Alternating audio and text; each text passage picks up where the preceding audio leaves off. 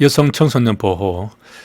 강의에 들어가기 앞서서 간단하게 공지사항 하나만 전달하겠습니다. 지난달에 그 정오를 올릴 때 경찰청 감사 규칙이 개정되면서 감사관에 대한 2년 전보 제한 규정이 삭제가 되었기 때문에 그 내용을 정화하는 것으로 그렇게 올린 적이 있는데, 경찰청 감사 규칙에서는 감사관에 대한 2년 전보 제한이 삭제가 됐지만은 경찰 공무원 임용령 규정에는 여전히 감사 업무를 담당하는 자는 2년간 전보가 제한된다 하는 부분이 그대로 살아 있습니다. 따라서 감사관이든 감찰관이든 2년간 전보가 제한되는 것은 이전하고 다를 바가 없습니다. 똑같습니다. 그 부분에 대해서 착오가 없으시길 바랍니다. 이미 정오가 한번 들어갔기 때문에 그 부분을 다시 원대 복귀시키는 정오를 조만간에 올리도록 하겠습니다. 그리고 아울러서 피해자 유치 및 호송 규칙, 그리고 경찰 재난 규칙, 이 두 규칙이 최근에 개정이 됐습니다. 아마 이번 8월달 공제의 실무종합 정오표에 보면은 그 부분이 반영이 되어서 공제의 책도 수정이 될 것 같은데요. 거기에 맞춰서 아두수 책도 수정하도록, 정오하도록 그렇게 하겠습니다. 경찰학이 정말 정오사항이 많습니다. 시험 치기 직전까지 공제의 책이 계속 정오가 되거든요. 한 달에 한 번씩은 날 잡아가지고 공제의 책도 정오하고 아두수 책도 정오하고 정오를 잘 챙겨주시기 바랍니다. 실종아동법을 보겠습니다. 이 법에서는 정의 규정이 중요합니다. 아동 등은 실종 당시, 신고 당시가 아니죠. 실종한 당시에 18세 미만이어야 됩니다. 그리고 발달장애인, 발달장애인은 자폐성이나 지적장애인을 말합니다. 정신장애인, 치매 환자, 이런 사람들을 아동 등이라고 하고, 이러한 아동 등이 약치, 유인, 유기, 사고, 가출, 길을 잃는 등 양요유 사각길이죠. 이런 이유로 해서 보호자로부터 이탈된 경우를 실종 아동 등이라고 합니다. 문제 지문에서 이 아동 등과 실종 아동 등을 서로 바꿔놓고 문제가 나올 수 있거든요. 내용이 어려운 것은 아닌데 빠르게 지문을 읽다 보면은 이 두 가지를 구분하지 못하고 놓치는 수가 있습니다. 여기 아동 등에 포함되는 사람을 실종 당시에 18세 미만이죠. 아동에 대해서는 법률에서 공통적으로 18세 미만으로 규정을 하고 있습니다. 그리고 법률상에는 자폐성 지적장애인 이렇게만 나옵니다. 이 발달장애인이라는 말은 나오지는 않습니다. 제가 말을 하나 만들어서 이렇게 넣었습니다. 그렇게 넣게 된 이유가 두 문자를 따보니까 이게 그 말들이 강의에서 쓸 수 없는 말이 나와서 어쩔 수 없이 발달장애인 이런 말을 넣어서 발정치, 아동 등이라고 했으니까 아동은 이미 나와 있잖아요. 18세 미만으로. 등에 대해서만 발정치다, 등발정치다 이렇게 말을 만들었습니다. 이런 식으로 암기하는 것이 조금 불편하면은 그냥 법정문에 있는 원문 그대로 암기를 해도 되겠습니다. 그러면은 아동에 대해서는 18세 미만이다. A18 이렇게 되죠. 그리고 이렇게 바로 됩니다. 이런 식으로 기억을 해도 되겠죠. 여기 실종 아동 등에 보면은 보호자로부터 이탈된 경우라고 되는데 여기서 보호자는 누구를 말하는가 또 정의가 나오거든요. 친권자나 후견인, 기타 법적 보호 의무자입니다. 법적인 보호 의무자죠. 보호시설 장과 종사자는 제외한다 이렇게 되어 있습니다. 보호시설의 관계자는 실제 그 보호자를 찾아줘야 되는 사람이죠. 그렇기 때문에 보호자가 될 수 없다. 이렇게 기억을 좀 하면 좋겠습니다. 자, 그러면은 보호시설은 또 어떻게 되느냐. 사회복지시설, 이것은 인가를 받은 것이죠. 혹은 인가나 신고 등이 없이 사실상 아동 등을 보호하는 시설, 이런 경우도 보호시설로 봅니다. 위에서 그 양요유 사각길 할 때 여기 보면 가출도 들어가 있죠. 가출한 경우도 일단은 실종 아동 등에 포함되는 개념이 되겠습니다. 가출은 스스로 집을 나간 것인데 이런 경우도 실종 아동 등에 일단은 포함되는 개념으로 보시면 되겠습니다. 자, 아래 신고 의무자를 보겠습니다. 신고 의무자에는 보호시설의 장, 종사자, 아동복지 전담 공무원, 지자체장은 아니죠. 구법에서는 신고 의무자로 지자체장이 있었거든요. 개정이 되면서 아동복지 전담 공무원으로 됐습니다. 전담 공무원이 하나 더 나오죠. 사회복지 전담 공무원이 있습니다. 이렇게 전담 공무원은 두 개가 있고요. 청소년 보호 재활센터 장 종사자, 그리고 의료기관의 장 의료인, 업무 고용 관계로 사실상 아동 등을 보호 감독하는 사람, 이 경우는 업무 고용 관계가 있어야 됩니다. 아무런 관계 없이 보호 감독하는 것이 아니라 업무 고용 관계가 있는 상태에서 보호 감독하는 경우에 신고 의무를 위반하면은 과태료가 들어가게 되는 것입니다. 이것하고 비교를 해야 되는 것이 미신고 보호가 있거든요. 정당한 사유 없이 실종 아동 등을 신고하지 아니하고 보호하면은 5년 이하 징역입니다. 이 경우에는 업무 고용 관계라든가 아무런 관계가 없는 것이죠. 어떤 정당한 사유 없이 실종 아동 등을 보호하는 겁니다. 그런 경우는 아주 중하기 때문에 거의 약취 위인 뭐 그런 수준하고 비슷하잖아요. 그래서 5년 이하 징역 이렇게 되고, 업무 고용 관계가 있으면서 신고를 안 했다, 그런 경우에는 과태료 사안에 불과합니다. 이렇게 두 가지를 좀 구분해 주시고요. 그리고 신고 의무자에 들어가는 사람들, 이 사람들에 대해서도 좀 유익 있게 봐둬야 됩니다. 위치 정보를 실종 아동 등을 찾기 위한 목적 외로 이용하게 되면 5년 이하 징역이죠. 이렇게 두 경우는 5년 이하 징역입니다. 미신고하고 보호하거나 목적 외로 이용했다, 그러면 5년 이하 징역인데 둘 다 미행이 나오죠. 여기서 5를 연상할 수도 있겠습니다. 자, 경찰 관서장은 실종 아동 등의 발생 신고를 접수하면은 지체 없이 수색 또는 수사 실시 여부를 결정해야겠죠. 관서장은 실종 아동 등 범죄로 인한 경우는 제외합니다.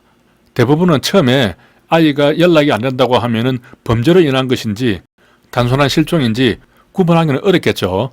아무튼 범죄로 인한 경우는 제외하고 실종 아동 등의 발견을 위해서 위치 정보라든가 인터넷 주소 또 통신 사실 확인 자료를 요청할 수 있습니다. 이 법률에 의해서. 여기서 인터넷 주소까지도 확인할 수 있다 하는 부분입니다. 여기에 대해서 작년 공제의 책에 보면은 이런 비판이 있었어요. 범죄 관련성 여부가 불분명한 것이 대부분인데 범죄로 인한 경우를 제외한다고 이렇게 규정되어 있는 것은 무의미하다. 그리고 범죄 관련성이 있으면 더 급박한데 그런 경우는 통신비밀보호법에 의해서 영장을 받아야 되는 것은 오히려 시간을 더 걸리게 한다, 그런 비판이 있었는데 올해 공제책에서는 그 내용을 조용히 삭제를 했더라고요. 그래서 이렇게 좀 지워주시면 되겠습니다.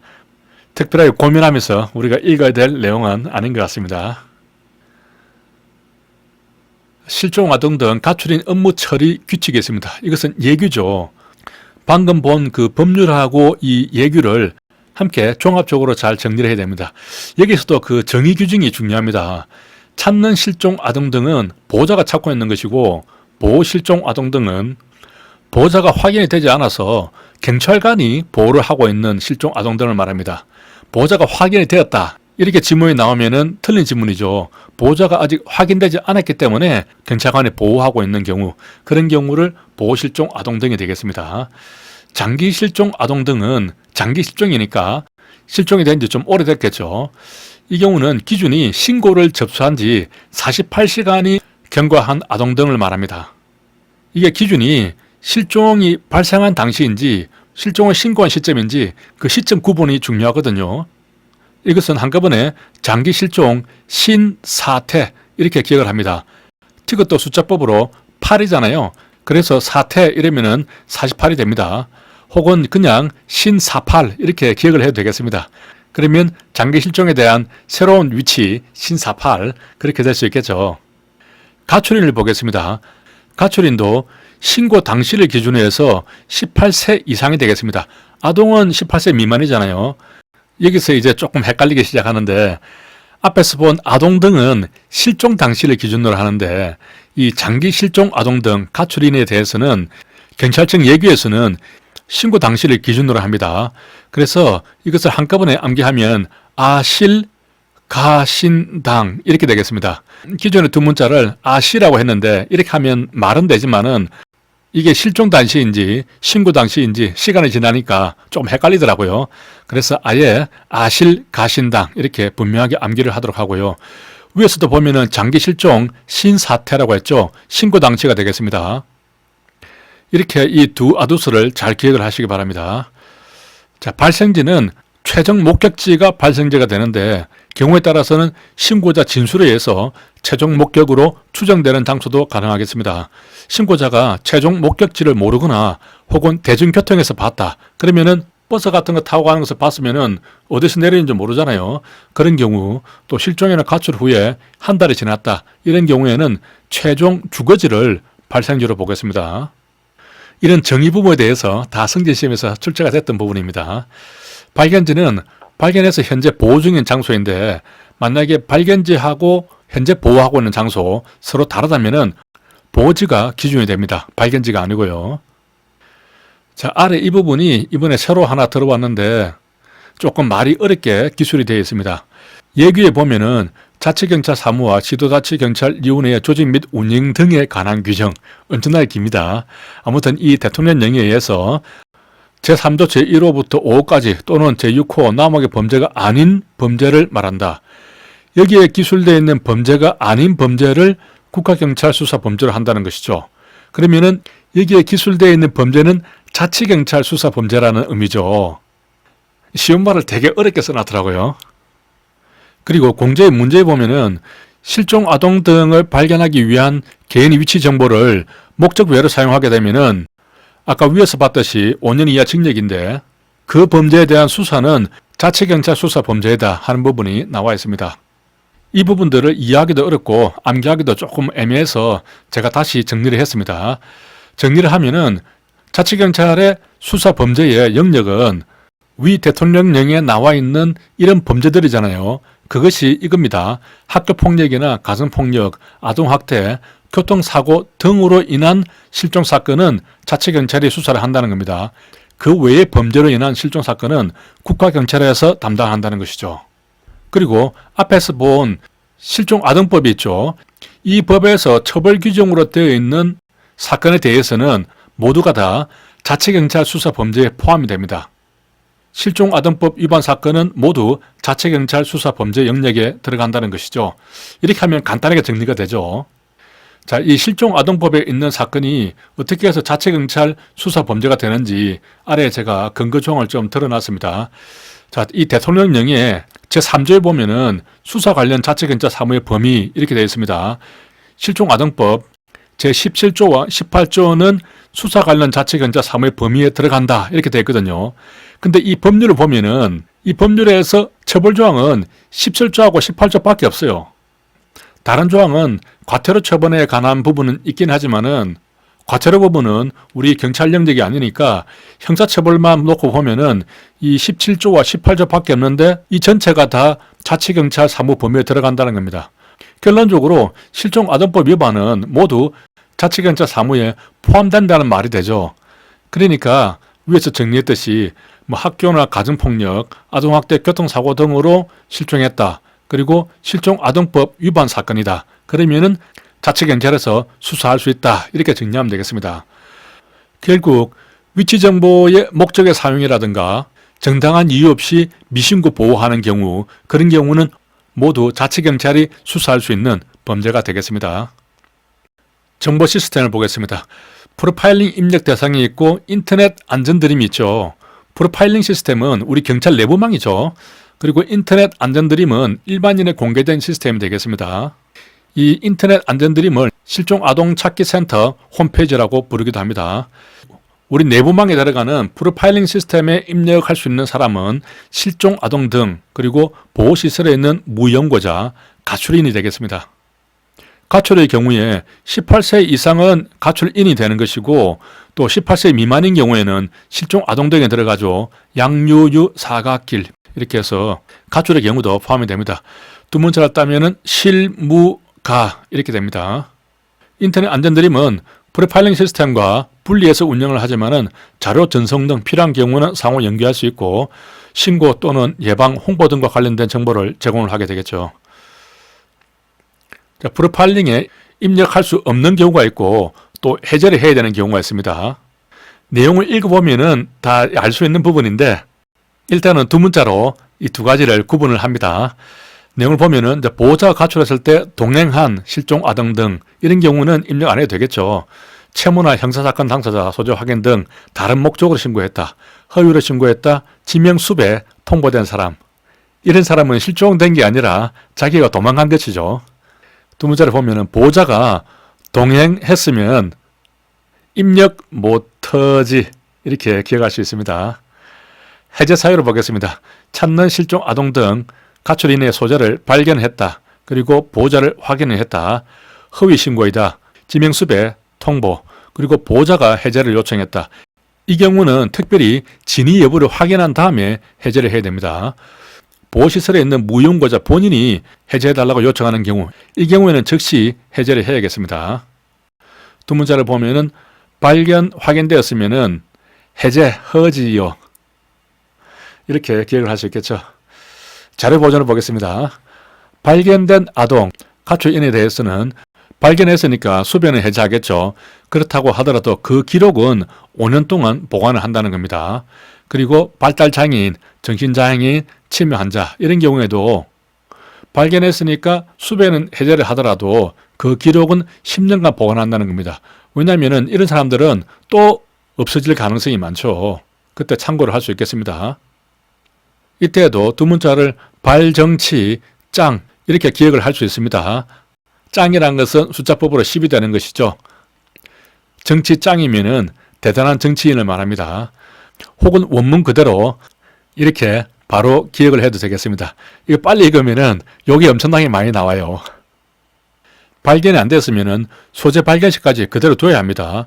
보호시설에 있는 무연고자가 본인이 요청하면은 즉시 삭제를 해줘야 됩니다. 실종 신고에 대한 조치를 보면은 현장 수색이나 프로파일링 등록을 해야 되고, 등록하고 나면은 한 달까지는 15일에 1회, 그러니까 한 달에 2번 연락을 해주겠죠. 한 달이 지나면은 분기별로 한 번씩은 보호자에게 추적 사항을 통보를 해주도록 되어 있습니다. 참고로 가출인에 대해서는 반기별로 한 번씩 보호자에게 들어왔는지 기가 여부만 확인을 하게 되겠습니다. 자, 여기서는 이제 분기별이 나오죠. 실무종합에서 분기가 나오는 것들이 몇 개가 있습니다. 반기와 분기가 좀 헷갈리기 때문에 분기만 별도로 기억을 하는데, 종합편의 그 435페이지에 나와 있습니다. 기분 실태예 이렇게 기억을 할 수 있는데, 기분은 분기가 되겠죠. 실태예가 되겠습니다. 방금 본 그 실종 아동 등 프로파일링에 입력하고 난 다음에 한 달이 지나서는 분기별로 통지를 해야 되고, 경비에 나옵니다. 테러 취약시설에서 A급 점검은 분기별로 점검을 합니다. 하지만 BC급에 대해서는 반기별로 점검을 하거든요. 그래서 BC카드는 반으로 쪼개 이렇게 기억을 하고요. 테러 취약시설 FTX 훈련도 분기별로 합니다. 예산 배정도 분기별로 했죠. 그래서 실태예 이렇게 한꺼번에 기억을 할 수 있겠습니다. 청소년 보호법을 보겠습니다. 자, 여기는 유해업소가 있고 유해행위가 있죠. 이 두 가지를 잘 기억을 하면 되겠습니다. 출고 금지, 출입 고용 금지는 출고 금지입니다. 이거보다 훨씬 더 많이 있지만은 기본적으로 이 10개에 대해서만 기억을 합니다. 그리고 고용 금지가 있죠. 출고 금지되는 것은 유단, 무사, 일복, 노비가 되겠습니다. 비디오 감상 실업은 비디오방을 이야기합니다. 성적 서비스업, 성기구 판매소 등 전화방이 되겠습니다. 여가부 장관이 고시한 성적 서비스 제공업 등, 그러니까 이것 말고도 훨씬 더 많이 있다는 것이죠. 경마, 경륜, 경정, 장외매장 등이 되겠습니다. 무사들은 유단자가 많죠. 노비들은 일복이 많습니다. 이런 사람들이 성전, 아주 성스러운 곳에는 출입이 금지되어 있습니다. 출입할 수 없으면 당연히 고용도 할 수가 없죠. 출입은 할 수 있지만은 고용만 안 되는 경우입니다. 두 문자를 바로 보겠습니다. TV에서 인숙이 목청만 속하유가 되겠습니다. 혼혈 가수 인순이라고 했죠. 아주 노래를 잘 부르는 가수인데 그 아류가 인숙이라고 있습니다. 인숙이는 노래를 못 부르기 때문에 TV에서 인숙이 목청만 솎아냅니다. 여기서 주의할 것들을 조금 보면은 이 용업의 경우는 남자 청소년은 예외라고 되어 있죠. 그러면 남자 청소년은 고용될 수 있다는 말이 되고, 목욕장업 같은 경우도 안마실 영업을 하는 경우, 그런 경우에만 고용이 안 된다는 것이죠. 카페는 주로 술을 파는 곳을 말합니다.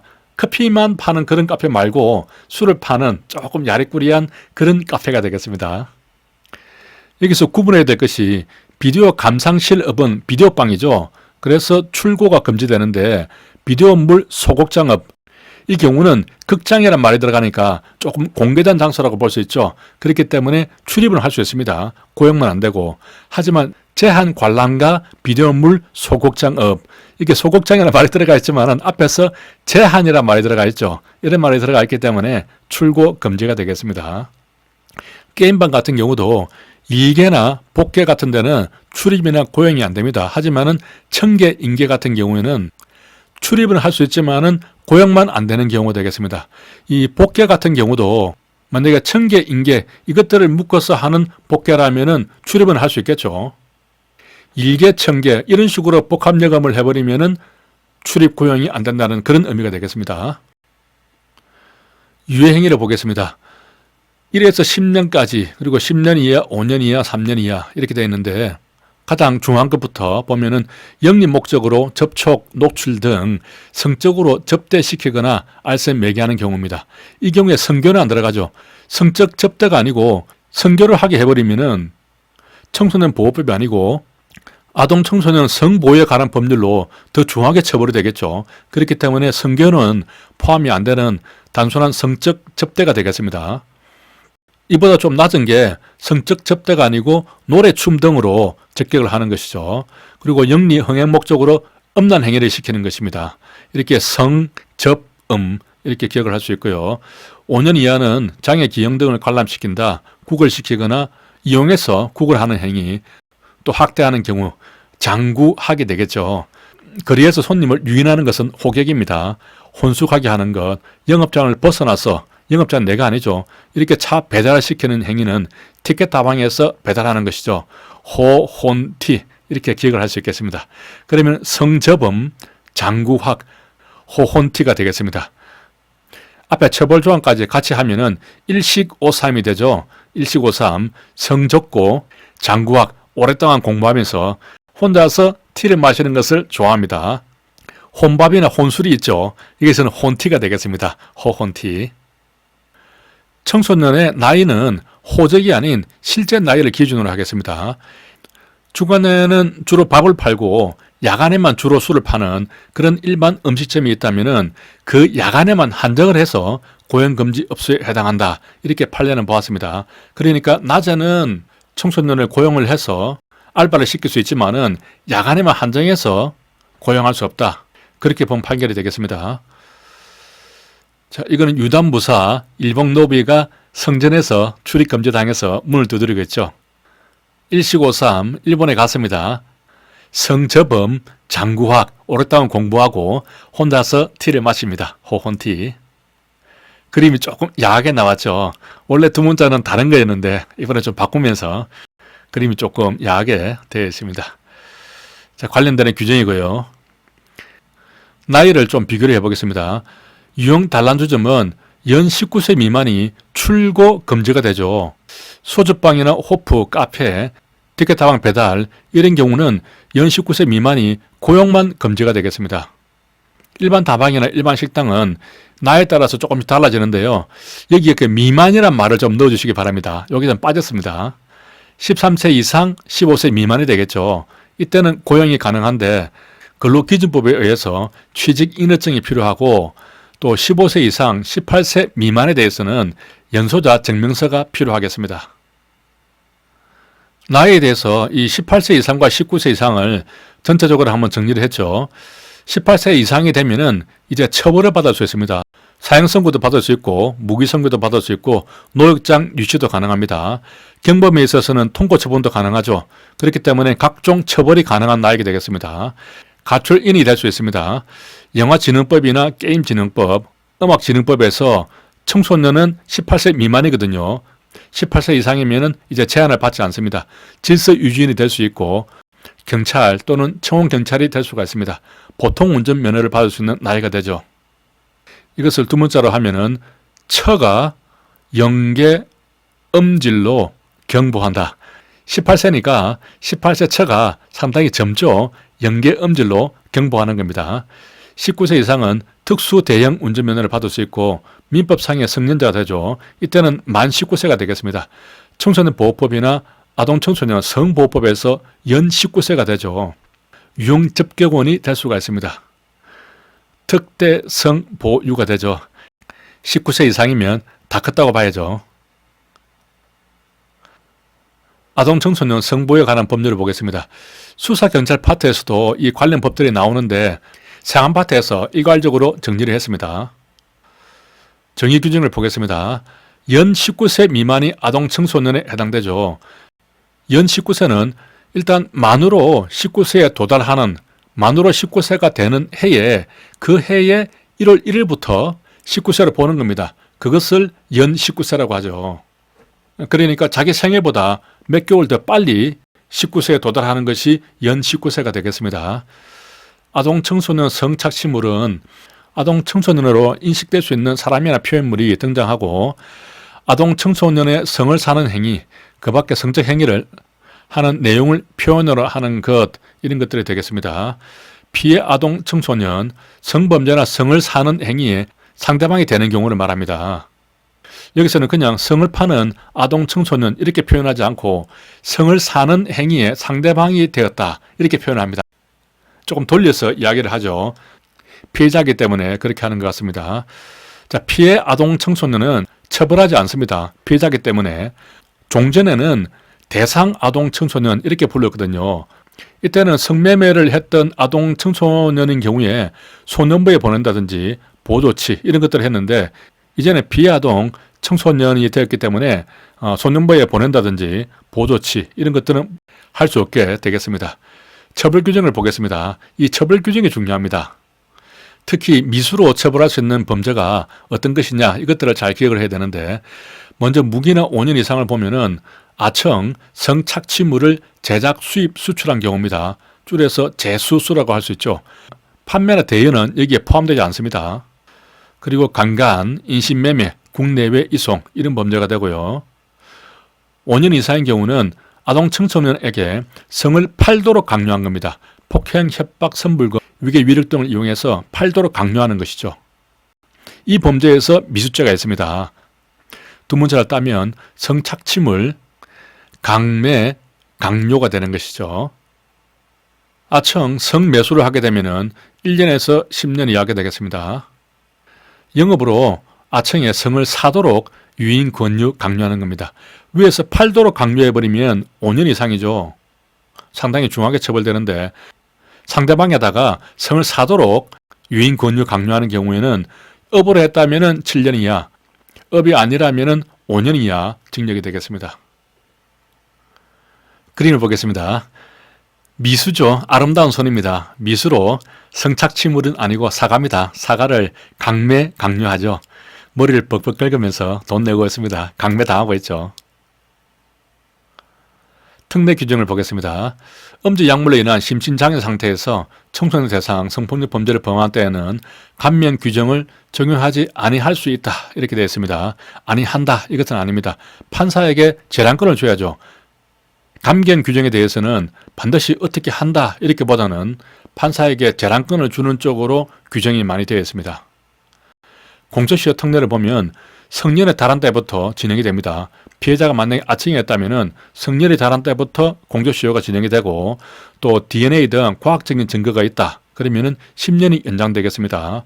시효가 배제되는 경우도 있는데요. 13세 미만이다. 신체 정신적 장애인에 대해서 강간을 했다. 미성년자에 대한 간음, 의제 강간이 되겠습니다. 이런 경우라면 시효를 배제하는 것이죠. 병과하는 경우도 있는데 아청을 대상으로 성범죄를 범한 소년법상의 소년, 만 19세가 되겠습니다. 이러한 소년에 대해서 선고유예를 한다. 그러면 반드시 보호 관찰을 병과해야 한다 하는 부분이 있습니다. 관련 판례를 보겠습니다. 아청의 성행위가 촬영된 영상물이라면 동의나 소지 목적으로 촬영만 했어도 성착취물 제작에 해당한다 이렇게 봤고 아청 몰래 노출, 자유하는 영상은 아청 성착취물에 해당하지 않는다 이렇게 봤습니다. 아청이 이미 성매매 의사를 가지고 있었다고 하더라도 금품이나 편의 제공하고 성을 팔도록 했다면 팔도록 권유한 것이죠. 업으로 성매매 알선하는 자가 대상이 아청임을 인식하고 있었다면 성을 사는 사람이 이를 인식하지 못했다고 하더라도 알선하는 사람은 인식을 했잖아요. 그러니까 알선 행위에 해당한다 이렇게 봤습니다. 성관계 없이 일단 만나서 숙소와 차비를 제공하고 관계를 했다. 이런 경우는 편의 제공 성매수가 되겠습니다. 성매매 약속을 하고 만났지만 관계를 하지 않았습니다. 아무튼 그렇더라도 성을 팔도록 권유는 했잖아요. 성을 사는 행위를, 알선하는 행위를 업으로 하는 자가 성매매 알선을 위한 종업원을 고용하면서 고용 대상자에 대해서 연령 확인 의무를 다하지 아니한 채 아동 청소년을 고용을 했다면 특별한 사정이 없는 한 적어도 아동 청소년의 성을 사는 행위의 알선에 관한 미필적 고의는 인정된다. 연령 확인 의무를 다하지 않았다면 미필적 고의는 인정된다 하는 판례가 되겠습니다. 성폭력 처벌 특례법을 적용해야 되는 경우가 있는데요.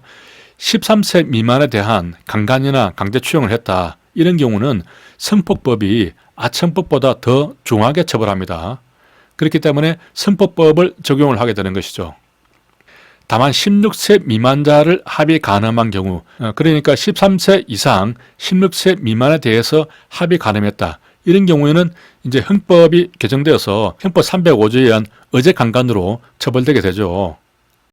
이런 부분에서 아청법이 적용되지 않는다는 것에 유의를 하시기 바랍니다. 성매매 개념을 비교를 하겠습니다. 성매매 처벌법에서는 불특정인을 상대로 성매매하는 것이죠. 아청법에서는 특정이나 불특정에 대해서 관계하지 않습니다. 특정인도 가능하다는 것이고 대가에 대해서도 이렇게 규정되어 있지만은 직무나 편의 제공했다. 알선자나 보호감독자에게 제공을 한다. 약속한다. 이런 경우까지도 포함이 됩니다.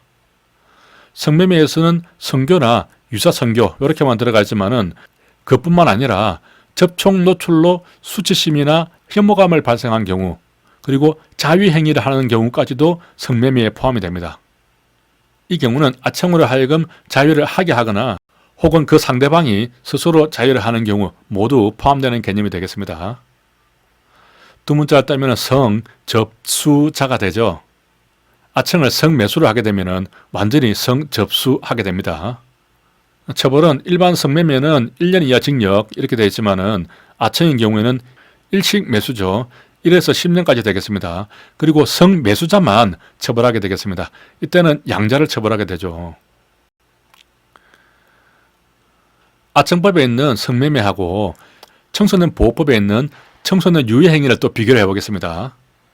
이 두 가지를 섞어두면 정말 헷갈리거든요. 여기 보면은 접촉 노출로 일반인의 수치심, 혐오감을 발생하면은 성매매가 돼버리는데 접촉 노출까지는 갔죠. 하지만은 성적 접대를 해버리면은 성매매가 아니고 유해 행위가 되는 것이죠. 사실은 이 경우도 직접적으로 성교 행위는 없었죠. 하지만은 성매매 범위에 들어가게 되는 겁니다. 그래서 이 경우는 성접수자 이렇게 기억을 하고 여기서는 성적 접대, 유형적격 없는 행위, 성저범 이렇게 서로 구분해서 두 문자를 기억을 하시기 바랍니다. 여기까지 하겠습니다. 수고하셨습니다.